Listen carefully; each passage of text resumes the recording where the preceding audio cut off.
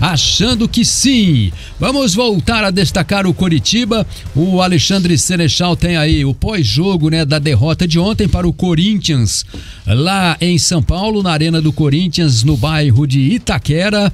O Coxa sucumbiu no segundo tempo após abrir 1-0 na etapa inicial. Final, Corinthians 3, Coritiba 1, Alexandre Senechal. Mantém-se o tabu, né? Mantém-se 20 anos, né? 20 anos já que o Coritiba... O último foi um gol do Marcel, inclusive tinha vídeo do Marcel lá no Rick Sport Clube no Instagram. A Mari produziu um conteúdo bem legal sobre uma entrevista com ele ali, falando dessa última vitória. Lá em 2003, Coritiba ganhou em São Paulo pela última vez com o gol do Marcel. Ontem... Tava na frente com o gol do Murilo contra a zagueiro do Corinthians e depois acabou tomando a virada no segundo tempo. Gols do Gil, do Yuri Alberto e no finalzinho não, né? Já na metade do segundo tempo, gol do Wesley. E aí ontem o Coritiba foi dirigido pelo Williams Alves, a gente já tava falando um pouquinho sobre ele no primeiro bloco, porque Thiago Dombrowski e o Reginaldo Nascimento, os dois tinham... Thiago Dombrowski não, né? Thiago Kozlowski. Eu sempre falei de vocês. Dombrowski eu acho que vai embora, Dombrowski não deve nem ficar, depois a gente fala mais sobre isso também. Mas o Thiago Kozlowski e o Reginaldo Araújo, então é isso? Não, Nascimento, né? O técnico e auxiliar número 1 do Coritiba, eles estavam suspensos, foram expulsos na derrota para o Red Bull Bragantino no Couto Pereira e aí cumpriram a suspensão nesse jogo diante do Corinthians. Então o William Alves, um dos auxiliares, hoje auxiliar do Coritiba, da comissão técnica principal, fez sua estreia, esteve presente como técnico no banco de reservas e ele fez a análise após a partida, disse que o Coxa pecou em alguns aspectos. Vamos ouvi-lo então falando em coletiva de imprensa pós-jogo. Primeiro tempo a gente conseguiu neutralizar a força do Corinthians, E aí dentro da nossa estratégia a gente estava bem preparado para tanto manter a posse, circular e criar oportunidade, porque a gente sabe que circulando a gente ia de repente achar algumas brechas para tentar penetrar a defesa deles. Já na volta do segundo tempo, como eu mencionei, foram lances casuais. Tomamos um gol de bola parada e tomamos um gol numa situação de transição que de repente a gente poderia ter rebatido a bola. Então são detalhezinhos que fazem muita diferença no jogo. Ele fala de lances casuais e de detalhes, Um lance casual, uma bola parada, deu o primeiro gol ao Coritiba no primeiro tempo. Um lance casual, outra bola parada, deu empate ao Corinthians. E aí, um grande passe do Renato Augusto, uma cabeçada do Juan pro Yuri Alberto acabou concretizando a vitória. Outros lances casuais, os gols que o Diogo Oliveira, por exemplo, perdeu no primeiro e no segundo tempo. No primeiro tempo, para mim, mais claro, um chute forte no peito do Cássio. O Diogo poderia, por exemplo, ter escolhido o canto e ali o Coritiba faria 2-0. O Williams Alves falou também sobre os gols perdidos e aí colocou a culpa no gramado sintético lá da Arena Corinthians. Lógico, nenhum atleta profissional quer perder uma oportunidade de gol ali na frente, mas méritos também para o Cássio. O Cássio é um grande goleiro, A grande envergadura que ele tem, ele conseguiu interceptar as chances que a gente conseguiu. E até no detalhe ali do Diogo, ele escorrega, A gente sabe que essa grama mista aqui, às vezes, de repente, você vai firmar o pé de apoio e dar uma escorregada. Se ele tivesse equilibrado, eu acho que ele com certeza teria feito gol. Mas são detalhes como a gente colocou do jogo, E isso a gente vai corrigir durante a semana, vai trabalhar ainda mais para que eles consigam chegar lá no Couto Pereira e quando tiver essa chance, matar e a gente sair com o resultado positivo. Linha, quantos jogos você fez na época que você morava em São Paulo, lá em Itaquera? Então, fiz vários. Quantas vezes os adversários escorregam, caem? Parece que não tá com a chuteira certa. É que no intervalo Coritiba não sabia que o gramado da Arena Corinthians é molhado, ele é mais liso. Não, e no intervalo tem um negócio que eles fazem lá, que é o seguinte: eles molham o campo de ataque do Corinthians, para ficar rápido o jogo. E o campo de defesa do Corinthians fica sequinho, para o jogo ficar mais lento. Não, mas é verdade, é estratégia. E isso não é o privilégio do Corinthians. Muitos times fazem isso. Se você for olhar no intervalo... A gente viu isso lá na Arena Palmeiras, inclusive Palmeiras e Coritiba. Isso, os caras no intervalo, porque assim, antes do jogo, eles não sabem de que lado cada time vai ficar. Porque vai ter o sorteio, o time pode escolher e tal, daí eles molham o campo inteiro. No intervalo, eles sabem que só vai atacar para aquele lado ali. Aí eles molham só um lado, o jogo fica muito mais rápido, a bola corre muito mais no campo molhado e o outro lado que está seco, o jogo fica mais lento. Teve uma vez, eu fiz um jogo, Cruzeiro e Palmeiras, lá no Mineirão. O Luxemburgo era o técnico do Cruzeiro. O Luxemburgo, e isso depois ele conversou com o Belletti, lá o Belletti era o comentarista na transmissão, e ele falou que ele pediu, e a gente não viu acontecer isso, porque nós chegamos bem cedo para a transmissão, ele pediu para não molhar o gramado, porque o Palmeiras era um time muito rápido, ele quis deixar o jogo mais amarrado, mais lento, e o jogo foi num campo, um gramado seco, assim, sem ser molhado. Então, esse negócio de molhar o campo faz parte também dessa estratégia. Mas os dois os dois jogadores escorregaram, o Robson e o Diogo, em lances assim, que ele está citando. Mas assim, teve um lance no primeiro tempo que o Coritiba já estava ganhando por 1-0, o Diogo escorreu lateral, o Diogo lateral escorrega, o Batista, o Diogo lateral. Ele escorrega e o Renato Augusto sai na cara do Gabriel. E o Gabriel faz uma baita defesa. Sim. Também tava 1-0 pro Coxa. Tava 1-0 pro Coxa. Quase foi um empate do Corinthians ali no primeiro tempo ainda, isso aí. Eu digo que é várzea no sentido de que pra mim devia ser padronizado. Sim, por exemplo, o quarto árbitro tinha que cobrar do time. Pô, peraí, vocês vão molhar fazer nada. Então vocês vão molhar só um lado, né? Não dá, é desleal, entende? Isso é que nem o Gandula dar a bola, né, pro cara correndo ali para bater o lateral. Exatamente. Pro time da casa e pro outro time ele jogar a bola no chão e tal, né? Quando o placar tá favorecendo. É a mesma coisa, porque os Gandulas são escolhidos pelos times, né? São funcionários dos times e tal. Então a questão do gramado é isso aí também. E todo mundo faz isso. Na verdade, ninguém reclama porque todo mundo faz isso. Se for no Couto Pereira, o Coritiba vai molhar o lado que ele vai atacar no segundo tempo. É que ficou muito visível no jogo, né? Com os escorregões ali, com essa dificuldade do Coritiba, principalmente quando já estava ali na área. Acabou, de certa forma, claro, né? Prejudicando, né? Mas eu acho que, de forma geral, o time do Coritiba no segundo tempo, ele se desorganizou demais, né? O Corinthians, a arma dele foi justamente o que ele tem de ponto forte. Passes curtos, lançamentos longos, né? Não tinha grandes bolas trabalhadas no meio campo, mas a velocidade foi algo que acabou pesando a favor da eficiência que o Corinthians teve no segundo tempo.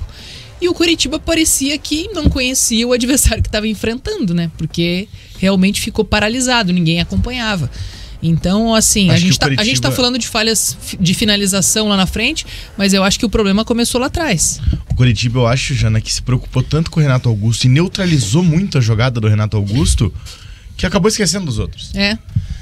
E o Coxa ontem teve um grande primeiro tempo, criou várias oportunidades, teve várias chances, fez um gol, tava jogando bem, encaixado certinho. É verdade. Moreno bem, Bianchi tava jogando bem, o Fran Sérgio tava jogando muito bem. Até o pessoal da transmissão da televisão, por exemplo, colocou o Fran Sérgio como o melhor em campo, que quando ele foi retirado de campo, não entendemos por que tiraram. O Sebastião Gomes fez uma boa estreia. Foi verdade. Estreia como titular, no caso, né? Primeiro jogo dele como titular. Os zagueiros também ali tiraram várias bolas, né? O Henrique e o Kusevich só que daí depois do segundo tempo parece que os dois se perderam, os dois se desencaixaram. E daí, aliando isso aos erros do Vitor Luiz e, obviamente, a fragilidade do time como um todo para neutralizar o Corinthians. Porque o terceiro gol, o Coritiba perdeu, ganhando o jogo, levou um gol de contra-ataque. Um contra-ataque que foi muito fácil. Muito fácil. Sozinho o Wesley progrediu, puxou pra direita e bateu. E os dois outros também, o cartão amarelo do Henrique, por exemplo, foi um contra-ataque assim que acabou parando com falta. Teve outras jogadas de contra-ataque. E deu que eu digo dessa questão do contra-ataque ali, até mesmo do gol, pela facilidade, e até a questão da finalização mesmo, o gol que o Robson perdeu era muito mais fácil de fazer do que o que o Wesley fez. Muito mais. Sim. Concordo. E outra coisa, né? Os dois primeiros gols do Corinthians de bola aérea, né? Sim. Duelos pelo alto. O Juan pegou completamente livre, ninguém estava marcando ele ali, tocou. O Yuri Alberto apareceu livre ali para pegar uma rebatida. Você vê como é que é a questão também de mental, de sorte, que você pode chamar do que você quiser. O Yuri Alberto não tá acertando nada pelo Corinthians. A bola bateu nele. A bola bate nas costas dele, no ombro, nas costas. Né? e entra no gol do Coritiba. Ele erra o peixinho, né? Ele erra a cabeçada. E o gol do Gil, antes do Gil fazer o gol, o Kusevich teve a chance de tirar a bola. Não, ele te chuta a bola no pé do Gil. Exatamente. Você vê quando também o azar, uma afobação ali, né?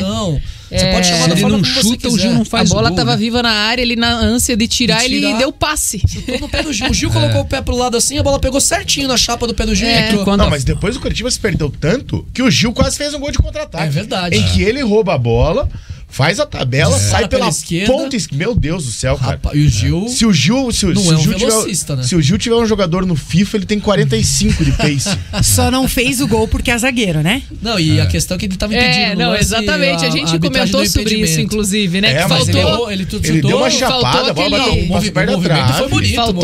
Faltou aquele talento do atacante. Mas se ele tivesse, né, um pouquinho mais de talento na finalização, teria feito. Porque o Robson é atacante. E cara a cara com o Cássio, num lance mais fácil. Aí parece zagueiro. Chuta meia altura na mão do Cássio. Sabe? Eu acho inadmissível perder gols assim. E aquilo ali, me desculpe, a Williams, não é culpa do gramado. Sim. Culpa do gramado pode ser a galera escorregando, pode ser o Renato Augusto quase fazendo gol no primeiro tempo porque o Diogo escorrega. Isso. Beleza. Agora aquilo ali no gramado não é coisa do gramado. Ele falou que esse lance dos 19 ali do segundo tempo que o Robson Mas é claro também chegou, que o Williams não vai chegar na coletiva ou o Thiago ou qualquer treinador. Sim. Ele não vai chegar na coletiva. Qualquer treinador que não chame Antônio Carlos Zago não vai chegar na coletiva e destruir os jogadores. Exatamente. Porque não tem porquê. Essa filosofia não existe mais.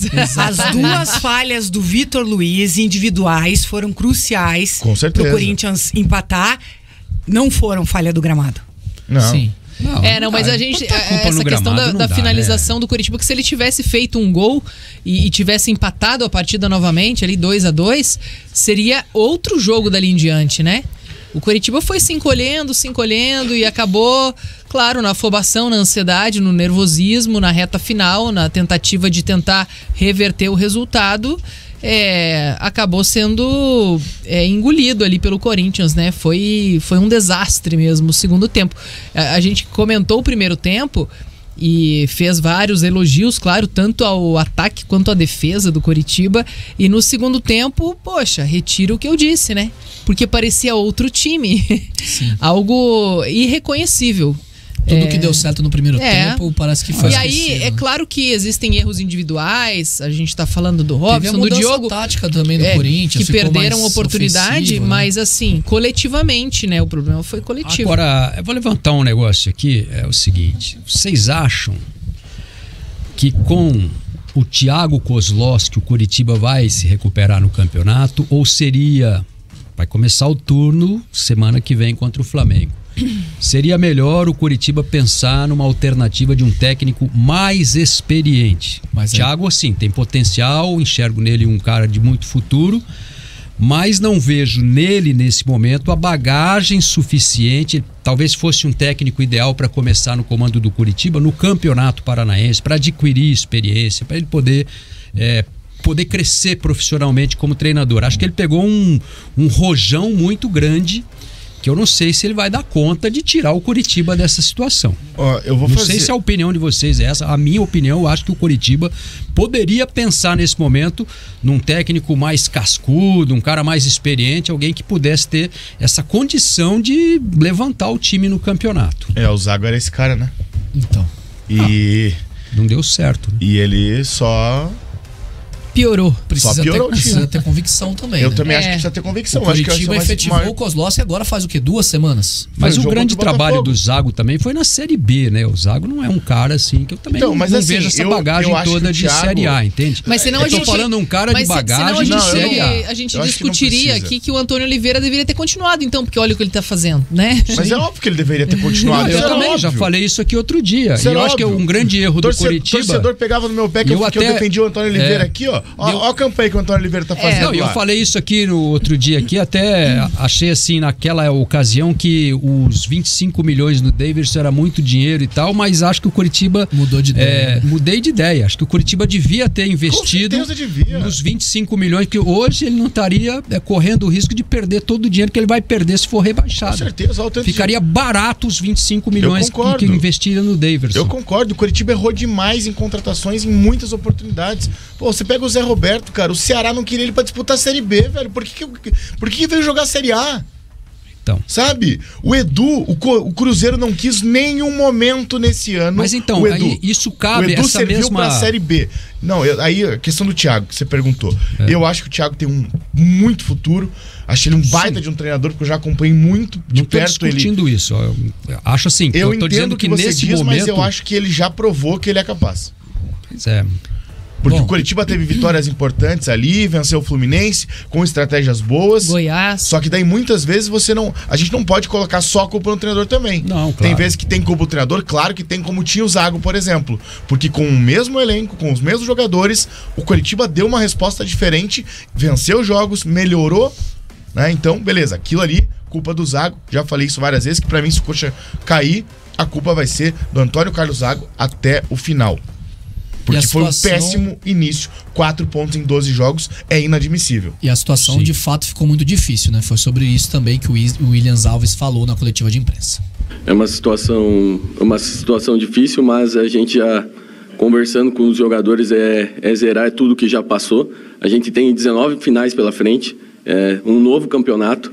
Então, lógico, vai doer, vai sangrar essa derrota, até porque a gente vinha fazendo uma grande partida, mas é pensar nisso aí, focar para frente, reanimar o grupo de jogadores. A gente vem num processo de evolução, não é qualquer time que vem aqui na Arena Corinthians e joga da maneira que a gente jogou. Criamos diversas oportunidades, lógico, você não vai passar 90 minutos sem que o Corinthians, dentro da sua casa, também crie oportunidades. Mas, como eu falei, foi um momento de estabilidade ali no começo do segundo tempo. Infelizmente, a gente sofreu os gols, mas um momento crucial, nos 19 minutos, a gente poderia ter empatado a partida e seria um novo jogo de novo. Então, são detalhes, e essa competição, ela é cruel, então o detalhe resolve o jogo. Então, a gente vai focar, reorganizar, remotivar todo mundo e vamos para cima de novo, porque a gente tem, friso de novo, 19 finais pela frente. E é assim que a gente vai encarar. Falou sobre as 19 finais, e para fechar a participação do Williams Alves aqui no Bate Pronto de hoje, vamos ouvi-lo falando, já projetando os próximos jogos do Coritiba. Começa a sequência domingo contra o Flamengo lá no Couto. Os jogadores absorveram bem a ideia de jogo. Lógico, como a gente citou, é um campeonato muito difícil. A gente tá aí buscando os resultados para sair dessa situação. Mas uma coisa a gente pode garantir para a torcida Coxa Branca: não vai faltar empenho e não vai faltar dedicação nesse segundo turno inteiro. Esse grupo de jogadores, ele está chateado demais. São caras aqui que compraram não só a ideia do clube, mas a ideia do Thiago, e junto com nós todos da comissão. E, lógico, a gente vai passar por alguns percalços, mas a gente nunca vai esmorecer e nunca vai desistir. Como vou frisar mais uma vez, a gente tem 19 finais. E dentro disso já começa contra o Flamengo. Então eu já convoco desde já a nossa torcida, que é muito forte dentro do Couto Pereira, para que a gente possa fazer um grande jogo e já largar bem nesse segundo turno. Tá aí o convite então do auxiliar técnico, ontem treinador principal do Coritiba na partida contra o Corinthians, pedindo para que a torcida apoie final de semana o Coritiba volta a campo contra o Flamengo. E eu tô curioso. Só o Flamengo, né? A nossa enquete. Só o Flamengo. Vocês acreditam que ainda dá para escapar? Eu acho que dá. Eu votei sim ali. Né? Eu acho que dá. Assim, se a gente for olhar comparando com o Campeonato Brasileiro do ano passado, não precisaria chegar aos 45 pontos, né, que a gente fala, nunca do número mágico, né? E tal. Seria para ter uma sobra, né? Precisa quando os caras chegarem a 45 não, mas, pontos. Ó, ontem na rodada, então... Santos, Bahia e América perderam, né? Então os adversários também não Vasco vai perder hoje. Não estão ajudando, né? É impossível. Mas de qualquer forma, o Coritiba tem que dobrar a campanha que fez, né? Tem que ter um aproveitamento de mais de 40% nesse segundo turno, porque o Coritiba tem 14 pontos. Para ele poder somar e chegar a 38, ele teria que ter mais 24, seria a campanha que o Cruzeiro tem hoje, né? Que é o 12º colocado. 7 vitórias e uns 4 empates nesses 19 jogos. Série A dá 25 já pontos, dá faz 39. Já dá para mais ou menos ter uma pequena esperança. Que, assim, eu não vejo precisa nem... ser um pouco mais, eu acho. Não acho que o foco nesse momento seja sair da zona de rebaixamento, ficar pensando nisso, nossa, precisamos sair da zona de rebaixamento. Não. Acho que o desempenho. É desempenho, é ganhar jogos, independente dos outros times vão ganhar também. Só que você precisa se manter ganhando. Você precisa se manter a ponto de sair da zona de rebaixamento a qualquer momento. e que isso possa ser mantido. Então, que é o que eu falei em 2017. Eu tava vendo aqui umas estatísticas das pontuações do Coritiba nos últimos turnos. Né, nos últimos primeiros turnos, nos últimos anos, no caso. Na era dos pontos corridos, em 2017, foi a 4ª melhor campanha do Coritiba em um primeiro turno. Em 2017, o Coritiba fez 25 pontos, sendo que a melhor campanha foi em 2008, com 32, que virou o turno na vice-liderança do campeonato. E em 2017, passou uma rodada na zona de rebaixamento. A última. Caiu, né? Foi aquele do Chapecoense? Chapecoense? Gol da Chapecoense. E vem a Chape. Lá vem a Chape. E o Flamengo tomou um gol do Vitória. Na verdade, o Flamengo fez 1-0 no Vitória. Aí tomou gol de pênalti. Gol de pênalti bizarro, porque o Diego Ribas cobra uma falta, o William Correa ergue a mão na barreira, a bola bate na mão dele, é tudo pra ajudar o Coritiba vai lá e leva a virada. Aquilo ali, aquele gol e ali. A Chape pós-acidente foi pra Libertadores. Foi pra Libertadores em nono. Em 8º ou nono? Né? Foi nono. Teve um monte de vaga. Gol do Túlio de Mello, né? Então, assim, o Coritiba nesse momento ele precisa focar em jogar bem, focar em ganhar os jogos no Couto Pereira, que é o mais importante. É difícil jogar contra o Flamengo, óbvio que é difícil. Mas, aproveita o momento ruim do Flamengo. Aproveita o momento ruim do Flamengo, ganha o jogo no próximo final de semana. O Coritiba precisa disso para continuar ali perto de Santos, de Bahia, de Goiás. O Coritiba vai precisar dessas vitórias. E eu acho que ter atuações mais estáveis, né? Exatamente. Porque eu acho que isso vai alimentar a própria confiança do time. Porque foram aqueles 4 jogos que o Coritiba, nesses últimos 3 jogos, ele deu uma baixada, assim, né? Então, mas foram aqueles situação. 4 jogos que o Thiago assumiu, foram 3 vitórias e um empate, né? Foram 10 pontos. Depois, só derrota. São 3 derrotas seguidas. Mas né? A gente sabia que isso ia acontecer. Então, assim, nesses 3 jogos, por exemplo, perder pro Bragantino, o Bragantino é um belo time, né? Sim, tá fazendo uma bela campanha. Claro que você não vai ter um jogo moleza contra o Bragantino, mas... Na situação que o Coritiba não poderia. Mas o Coritiba tinha que ter ganho do Bragantino. Mas Botafogo fora, Bragantino tinha que ter empatado com o Corinthians, fora, pelo menos, né? Botafogo fora e Corinthians fora, natural perder o jogo, entendeu? Acho que o Botafogo é o líder. O Botafogo é desesperado. Mas Botafogo tá ganhando todo mundo. É claro que a gente vai... Dos 3 jogos, o que era plausível ganhar era o Bragantino, porque era em casa. Muito mais por isso do que pelo time. Eu vou ter que ficar preso no passado nesse caso, porque esses jogos assim... são jogos que poderia ser para perder ponto. O problema é que o Coritiba perdeu muito ponto que não podia. Empatou com o Vasco em casa, empatou com o São Paulo em casa. Vasco, São Paulo, Santos. Santos 0-0, verdade. Né? Perdeu 3-0 Fortaleza. 3-0 pro Fortaleza. O Fortaleza tomou 3 do Bragantino em casa. Santos e Vasco, que são os Goiás esses dias. Santos e Vasco estão com o Coritiba na zona do rebaixamento ali. Não podia ter perdido ponto. Então ele tinha que ter ganho. Seriam 4 pontos a mais, que é exatamente o que tem. A diferença entre Coxa e Santos, Coxa e Goiás, Coxa e Bahia. E por mais que a gente fale de um jogo mas é fora de casa, é contra um time que tá invicto e tudo mais, tá vivendo um bom momento, que foi o Corinthians, mas esse Corinthians ainda é adversário direto do Coritiba, porque ele tem outras competições, tá com a cabeça em outras competições, mas é aquele time que tava sofrendo no começo do campeonato, que passou 7 jogos sem conseguir vencer, e o crescimento na evolução do Corinthians era vista como a evolução do Coritiba, era algo que não se via, era uma possibilidade inexistente, e esse time conseguiu se recuperar. Então, mesmo ontem, eu até vi a possibilidade do Coritiba conseguir pelo menos um empate fora. E poderia ter conseguido, se tivesse mantido a postura do primeiro tempo, né? É verdade. Então, acho que são pontos que o Coritiba acaba desperdiçando, que lá na soma geral pode fazer falta, né? Corinthians, que agora é o 14º com 23 pontos, está, portanto, 9 acima do Coritiba, que é o 18º. Corinthians do Luxemburgo, 11 ganhou um fôlego, jogos de invencibilidade. E ele também falou sobre essa vitória sobre o Coritiba, virada lá em Itaquera. Desde que eu cheguei aqui, uma turbulência muito grande e ali convivendo numa situação muito desconfortável. Então você tem que sair dessa situação desconfortável, porque é muito pesado, um time grande, ficar numa situação desconfortável, a cobrança é muito forte e você não sabe a parte emocional que traz de prejuízo, né? Então essa vitória de hoje, e dentro daquilo que nós queremos, né? Eu direcionei dessa forma o Campeonato Brasileiro para buscar uma vaga de Libertadores. Nós avançarmos no término do turno, temos um jogo a menos, nós podemos avançar e terminarmos ali na zona próxima da zona de Libertadores. Para mim, essa vitória de hoje foi a vitória mais importante do nosso trabalho aqui. Logo contra o Coritiba, né? A vitória mais importante do trabalho. Mas ele classificou esse jogo como essencial para os planos do Corinthians. Para dar esse fôlego. Perguntaram para ele assim: você vai poupar os jogadores titulares porque tem a decisão contra o São Paulo? Ele falou: negativo, vou ganhar esse jogo aí, porque esse jogo é importante.